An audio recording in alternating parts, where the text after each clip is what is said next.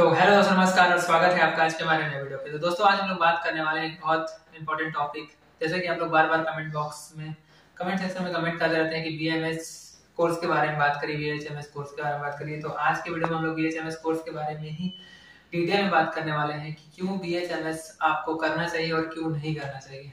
तो सबसे पहले बात करते हैं बीएचएमएस कोर्स क्यों करना चाहिए।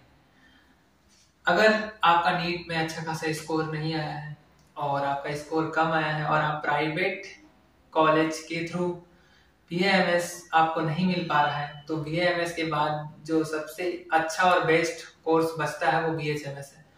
Bachelor of homeopathic medicine and surgery 4.5 साल का कोर्स होता है। एक साल इसमें इंटर्नशिप होता है। इसमें आपको होम्योपैथिक मेडिसिन के बारे में पढ़ाया जाता है।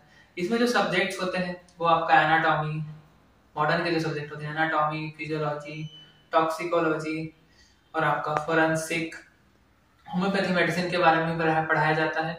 और साथ ही साथ अभी फिलहाल इसमें फार्माकोलॉजी भी इंक्लूड हो गया है।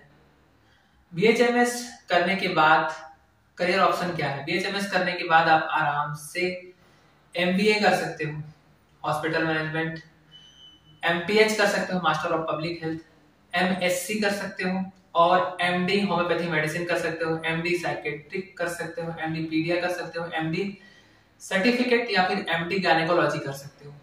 बीएचएमएस करने के बाद अगर आप सोच रहे हो कि सर्जरी करना है, एमएस करना है, तो बीएचएमएस के बाद आप सर्जरी नहीं कर सकते हो क्योंकि गवर्नमेंट ऑफ इंडिया के द्वारा ये अलाउ नहीं है।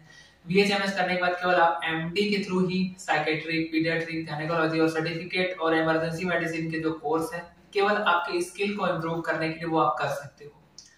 सबसे बड़ा डिसएडवांटेज बीएचएमएस में ये है कि अगर आप सोच रहे हैं कि आप मान लो अभी आप नीट का तैयारी कर रहे हो, अगर आपको एमबीबीएस में सिलेक्शन नहीं हुआ और एमबीबीएस में सिलेक्शन नहीं होने के बाद आपको बीएएमएस का सीट भी अलॉट नहीं हुआ, प्राइवेट कॉलेज आपको नहीं मिला, लास्ट ऑप्शन बीएचएमएस बचा और आपने बीएचएमएस में एडमिशन ले लिया और आपको पता नहीं है बीएचएमएस के बाद आप एलोपैथी मेडिसिन आपको पढ़ाया जाता है, पर इंडिया में बहुत सारे स्टेट्स हैं, मोस्टली जो स्टेट्स है वहां पे एलोपैथी मेडिसिन अलाउ नहीं है और बैकडोर से अगर आप करते हो तो उसके लिए आपको पेनाल्टी भरना पड़ सकता है क्योंकि आपको पढ़ाया जाता है, पढ़ाया सब कुछ जाएगा, आपके जो सिलेबस है उसमें फार्माकोलॉजी इंक्लूड है।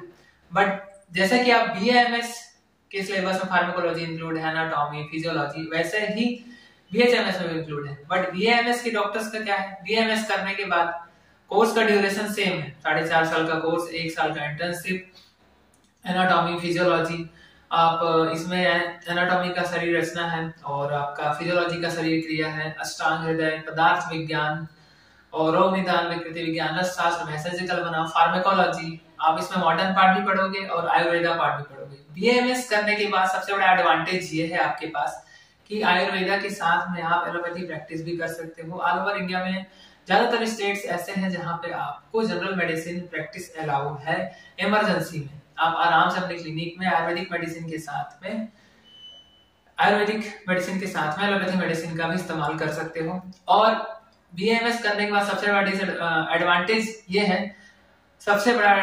है कि आप MD gynaecology, paediatric, psychiatric, general medicine, काय चिकित्सा ये कर सकते हो, टॉक्सिकोलॉजी, एनाटॉमी, अगर आप लेक्चरर बनना चाहते हो तो आप एनाटॉमी और आपका फिजियोलॉजी, अगर आप सर्जरी करना चाहते हो तो एमबीबीएस के बाद जो बेस्ट ऑप्शन जो बचता है वो बीएएमएस का है क्योंकि बीएएमएस करने के बाद आप एमएस कर सकते हैं, मास्टर ऑफ सर्जरी, और एमएस सर्जरी में ऑल टाइप की जो सर्जरीज हैं सभी सर्जरी से अलाउ है। आप ये समझ लो कि एमबीबीएस के बाद बीएएमएस ये भी ट्रेंडिंग पे चल रहा है।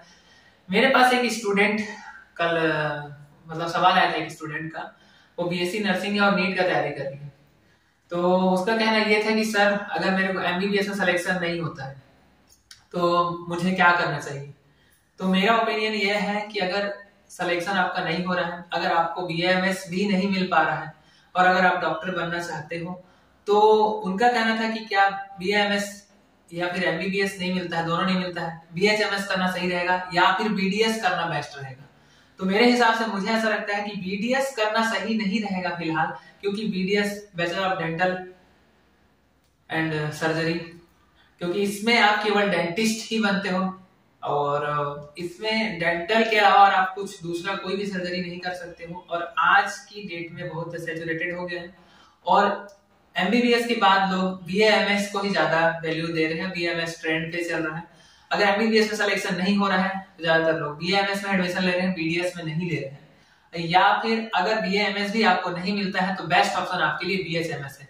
बीएचएमएस इसलिए है क्योंकि आप उसमें आराम से एमबीए कर सकते हो, एमपीएच कर सकते हो, हॉस्पिटल मैनेजमेंट करके आराम से किसी भी हॉस्पिटल, प्राइवेट हॉस्पिटल में काम कर सकते हो। स्टार्टिंग सैलरी आपका 30-35 हजार के लमसम रहेगा। गवर्नमेंट में अगर आपका हो जाता है बीएचएमएस करने के बाद, जितना सैलरी बीएमएस डॉक्टर का है 55 से 56 हजार रेगुलर पोस्ट में, वैसा ही बीएचएमएस के डॉक्टर्स का भी रहता है, बीएनवाईएस के डॉक्टर्स का भी रहता है और बीयूएमएस के डॉक्टर्स का भी रहता है। तो बीएचएमएस करने का फायदा यही है कि बीडीएस करने के बाद प्रॉब्लम ये रहेगा कि अगर आप बीडीएस कर लेते हो तो किसी प्राइवेट हॉस्पिटल में आपको जॉब नहीं मिलेगा, पहला। दूसरा, आप डेंटल फील्ड के ही स्पेशलाइजेशन कर सकते हो। बीएचएमएस करने के बाद आप दूसरे फील्ड के स्पेशलाइजेशन में जा सकते हो, गायनेकोलॉजी, पीडिया, साइकेट्रिक।